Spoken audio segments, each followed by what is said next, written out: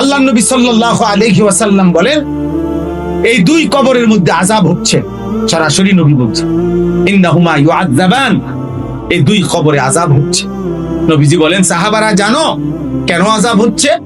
আল্লাহ নবী সাল্লাল্লাহু আলাইহি ওয়াসাল্লাম বললেন, প্রথম ব্যক্তির কবরে আযাব হইতেছে, সে পেশাব করে ঠিক মতো ঢিলা কুলুক পানি ব্যবহার করতো না।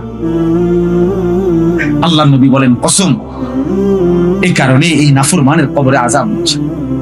হায় হায়, তোমরা কিশোর যুবক মাঝ বয়সী দিনের পর দিন যারা প্রস্রাব করে, ঢিলা নাই, কুলুক নাই, টয়লেট পেপার ব্যবহার নাই, পানি ব্যবহার, কি হবে কম?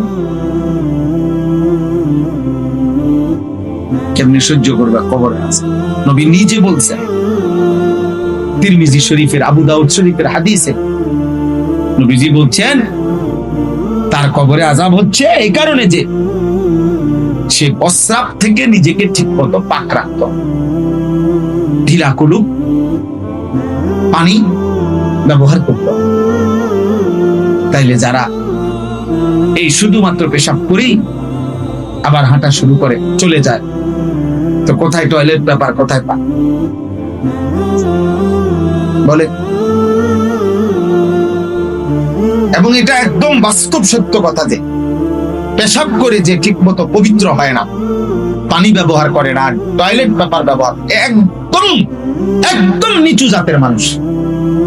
এটা একদম নিকৃষ্ট, কম জাত, নিকৃষ্ট জাতের মানুষ, একেবারে রুচিহীন সভ্য মানুষের সমাজে, মানুষের ভদ্র সমাজে বেমানান। এটা জন্তু জানোয়ারের সাথে মানানসই।